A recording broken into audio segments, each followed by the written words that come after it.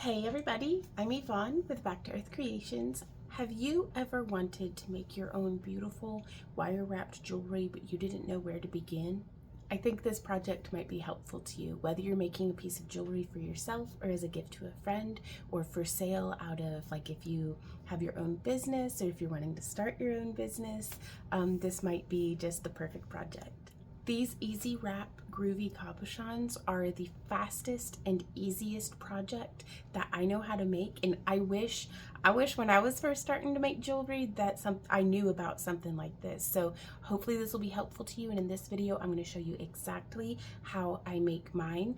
We're going to be starting with a very beginner friendly project, and then for our next couple of weeks, if you're watching this in the distant future, there will already be like linked and everything, but over the next couple of weeks I'm going to be doing slightly more complex tutorials using the same easy wrap grooved cabochons. Now, a kit is not necessary to follow along with this. We actually have a video showing you how to make your own groovy easy wrap cabochons, but in the month of August 2025, I am actually sending out at least one groovy cab in all of our kits. So I want to give you guys a tour of those kits so you can know what to expect, because this is the first of many craft along projects for this month.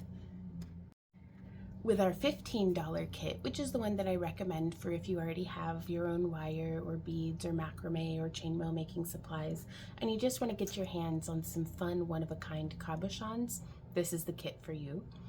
Our $25 kit has 3 cabochons, one of which is groovy, and in the 15, one of them is groovy as well. But with the 25, you get a spool of our 22 gauge wire from parawire.com.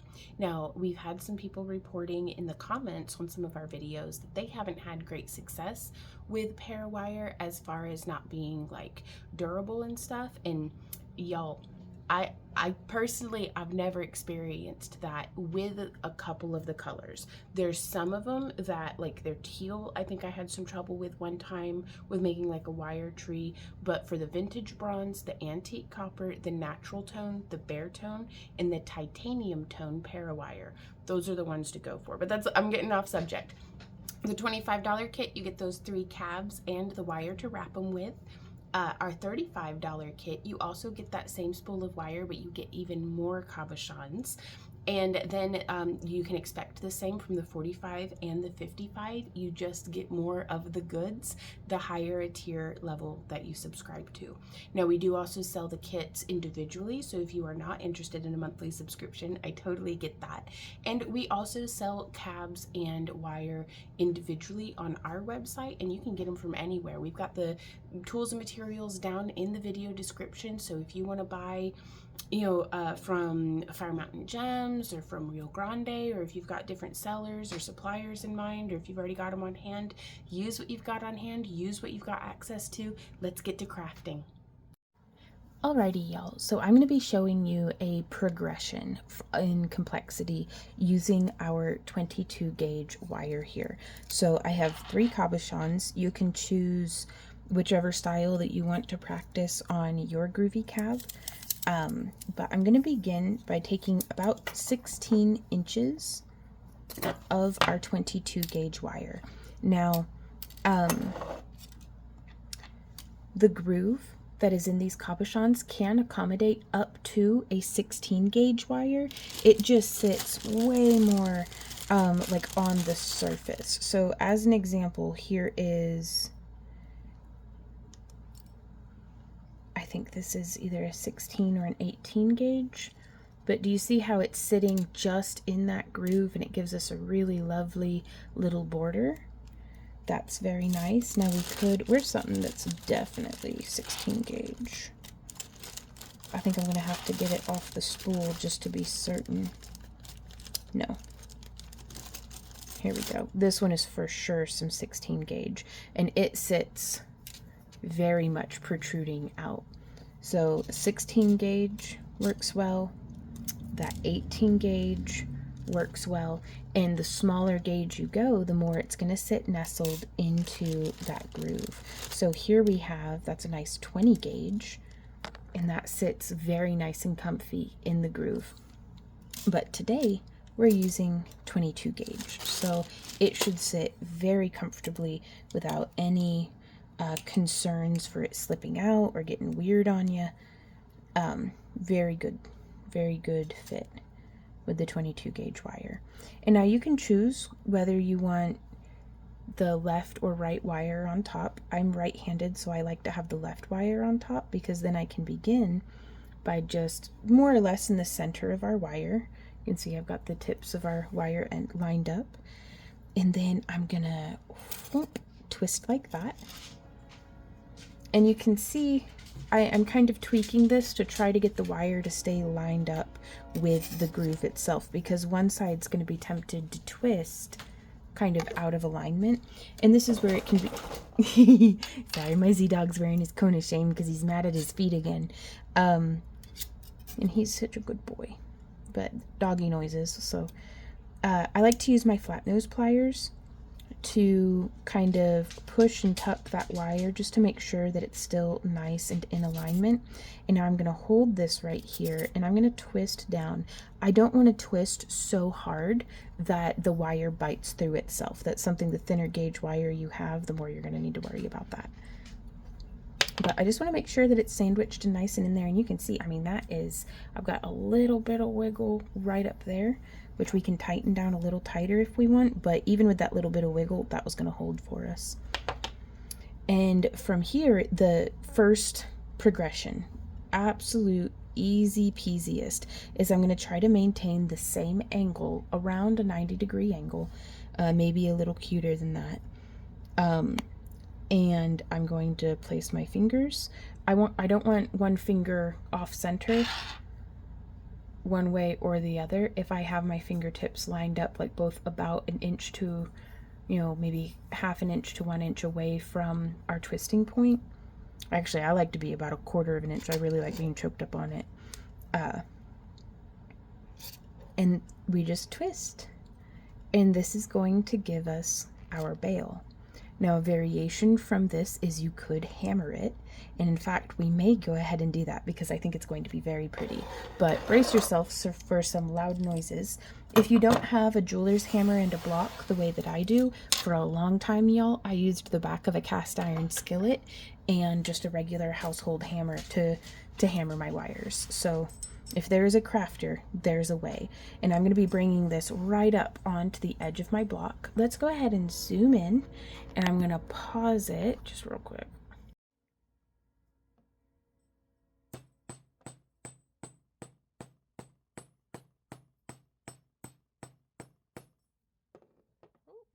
Wobbly camera. So you want to make sure that you're not going to be hitting your cabochon. We're just doing a little bit of light hammering. This is a 13-ounce jeweler's hammer that has like interchangeable heads. You could use a ball peen hammer. You could use a chasing hammer. Like I said, you could use a household hammer. It's just know that you do have options, but you don't have to hammer it if you don't want to. That's just how I'm going to be doing our little bail like that. And now you could use a knitting needle or a mandrel like how we have here. And this is where it gets a little organic looking, because I like to come around and I'm going to bend both of these wires off to one side as we bring it around. And then I'm just going to, if this is the body and the bail is the head, that's a little scarf just wrapped around the neck there. And you can make that however tidy or however messy as you would like. And we do have a little bit of extra wire here that we could choose to do some different twists and things on, or you can build up with more and more of these spirals if you want to give it a little bit more of like that wrapped briolette look, or briolette, I don't know is how it's spelled, but and so yeah, we can just continue wrapping and stacking around. And then whenever I get here to the back, I'm going to place my thumb just to hold things flat, and then I'm going to bend straight up. And this is where I'm going to come in with my pliers. I'm going to bend this little bit, and then we're going to feed that through the bail. Whoop, there we are. And I'm going to get that one and then the second one, Whoops. Whoops. Oh, my Lanta. There we go. It's all right. Sometimes it's just slippery. And then I'm just bending these around. What's happening there is I'm just not getting a good solid, if I grip it and it's too close to one edge of the tips. So don't rush, you guys. I don't know why I'm rushing. Well, it's because I'm supposed to be releasing this tutorial today, and it's already like 2 hours past when I normally post my tutorials, but haste makes waste, Master Hobbit.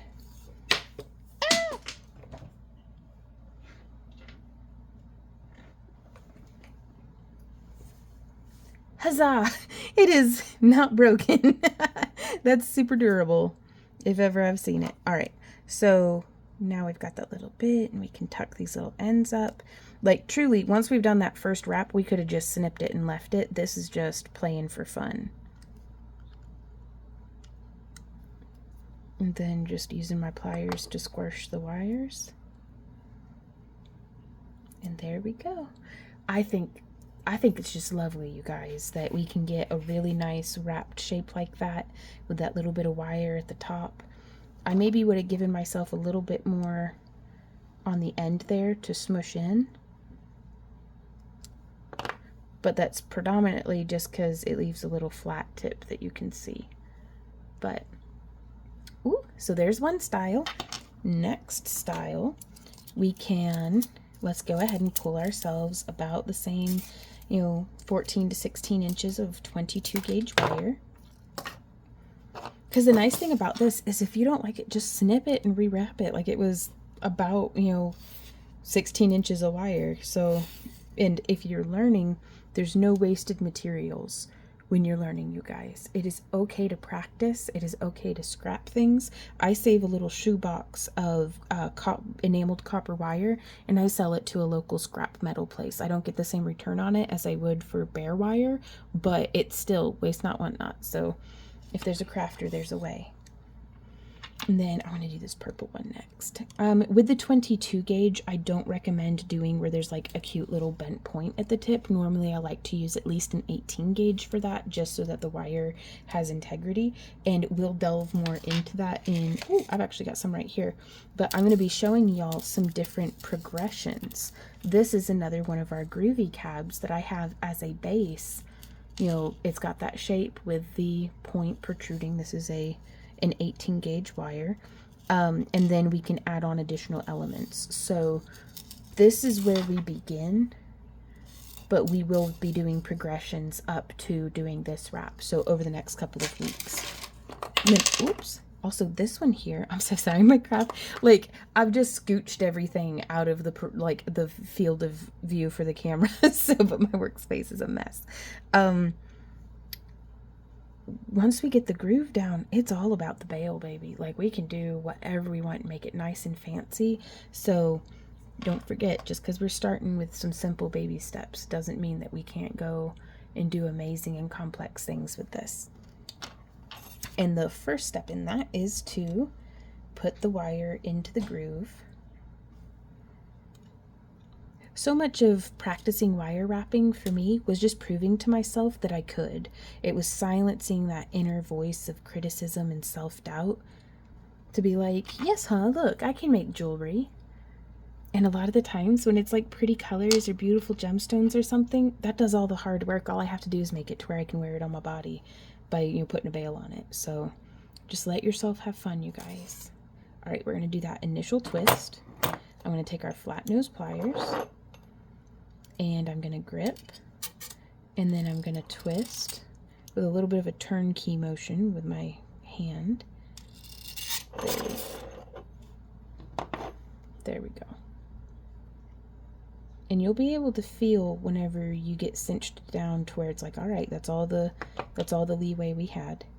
And so now we've got 3 nice little twists. And from here we could use one of these stick mandrels.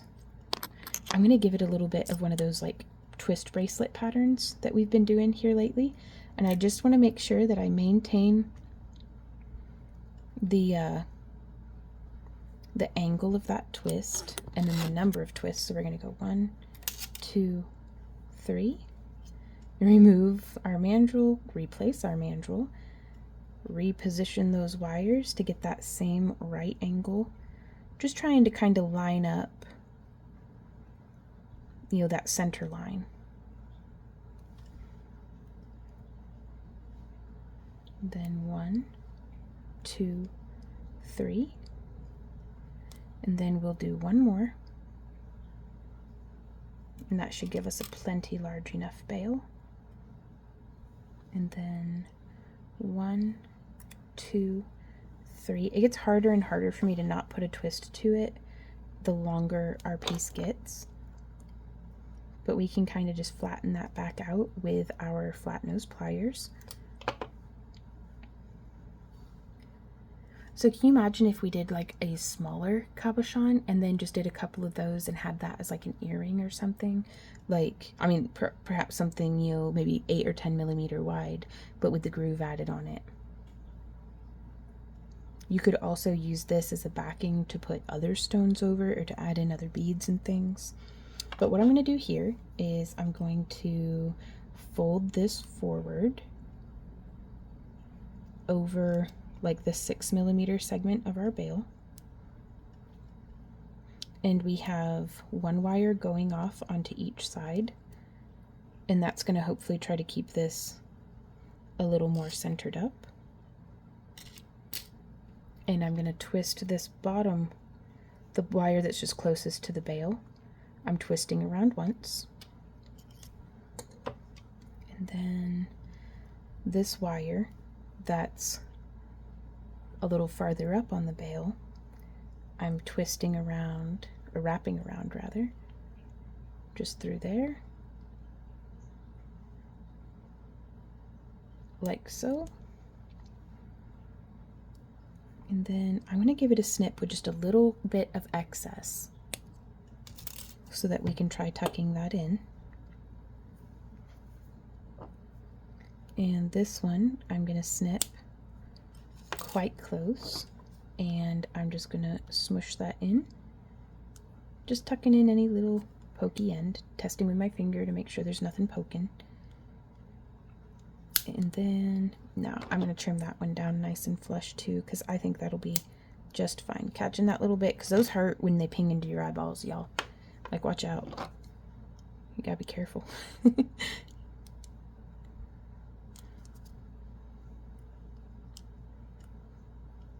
And then just kind of poking and smushing. You know, actually I've decided I'm going to trim that even farther back. Whoop. Now no pokey bits. And it looks super sleek and smooth from the front.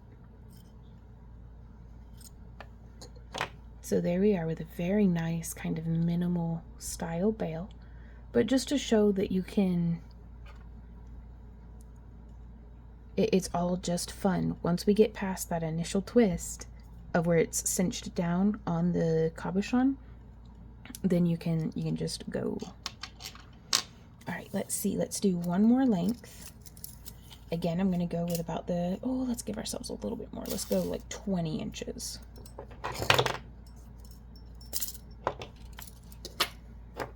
And we're going to put this, again, more or less centered up in our stone, or on our wire, and then wrap around our cabochon.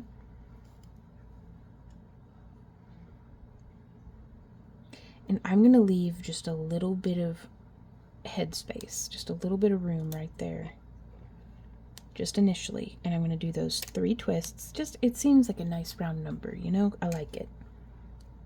And we're going to be all kinds of wiggly right now, you guys, but trust the process. And I'm going to continue doing our twist until we have about an inch, because let's go with a shorter bail this time. It's still about an inch though. And then over that 6 millimeter segment, or is that like a 5 millimeter, however big this is on this stick mandrel. Now we've brought that around. I'm actually going to open it back up just a little, and I'm going to bring these ends through that gap beautiful womp. There we go. This is a great opportunity to put that ring mandrel back, or that stick mandrel back in to the bail. And I'm just kind of splitting those wires just a little bit. But I want to push and feed that through and keep it nice and flat. Like, I don't want the bail too far forward, you know.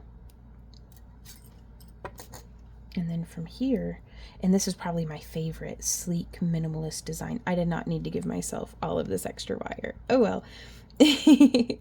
And so I've just brought that around, and you can see our stones hopped the tracks, but we're just gonna cinch that down. And then on this side, I'm just wrapping, and it's grounding the front wires of our bail to the frame. So bending up. Whoop. Bending that around. I don't know if I would recommend this on a thicker wire, but you know, you're crafty. Give it a try, see how it goes. There we are. It's just that the getting the wire to bend where and how you want it to bend can be a little tricky is all. But that's okay. We are good at doing challenging things. And so from here, I'm going to bend the wires back up, and I'm going to give a snip right there, and I'm going to flip it over, and I'm going to give it a snip right there, just so that they are flush to the back. Now, I didn't have to snip them. You could have done like swirls and spirals and things, but we're going to come in now, and I'm going to grab with my pliers, and I'm going to do just a little bend to get that started, and then I'm going to come in and I'm going to grab right here, and I'm going to do just a bend to get that started. So do you see how that's kind of made that almost like a little ornament loop or something? And then I'm going to come in and I'm going to squeeze down on the sides, and then we can kind of poke and straighten our bail. When in doubt, squish it out. There we go, getting those sides tidied up. And I think that is just such a nice, sleek, again, minimalist way of tidying that up, or binding that off. And so we have a bunch of other, easy wrap, cabochon, groovy wrap tutorials here on our YouTube channel. I'll have them linked down in the video description.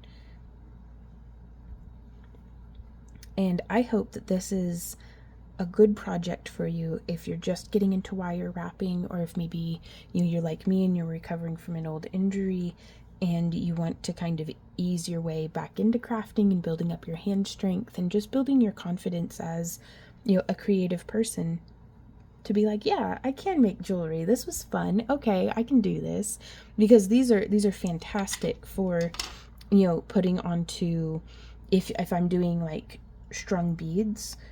This is a great way of, here, maybe this will be a great example. This is just a strand of beads on a wire, but if I were going through, and let's pretend for a moment that this is like a beading cable and I'm making a necklace. So I've strung my beads, I thread this bail that we just made, like on our groovy cabochon, and then I just start stringing on some more beads, and then we would finish our necklace however we like. But it gives me a great way of being able to add a pendant that's not like super much, like it's not, if you want something a little bit more minimal than complex, I think this is a great way to go to just showcase the stone. And we can groove gemstones, but we don't do them on a custom basis on our website because not all gemstones groove the same. This one was fantastic because it has nice straight sides. I was able, whenever I grooved it, to maintain the point integrity, whereas some of our gemstones, like this one, they've got, if I tried to groove this one, we'd get a big old crack like that would not hold up. It holds up just fine in its current state, but some of them just, they wouldn't hold up to the lapidary work of adding a groove that, you know, cuts into the side of it. But if this were a gemstone or something, one of the things I really like about it is the bare gemstone would be up against my skin. And I do have metal allergies, and while the parawire doesn't bother me at all, I do prefer the feel of glass or gemstone to metal. So I don't know. It's just, I think it's so much fun, you guys, and I really hope that this tutorial was helpful to you. If you have any questions, comments, or ideas, please do leave them down below. I look forward to hearing from you. You can feel free to sign up for our Happy Crafter Club so that you can get a kit shipped to you every month, or just follow along and use what materials you have on hand. Truly the best way to help support the creation of more free tutorials is to just keep showing up and crafting and commenting and hopefully enjoying what it is that we do here, because I certainly enjoy it and I love getting to share it with you. So I'll see you in the comments, and until next time, you guys, thank you for being here and happy crafting. Mwah. Bye.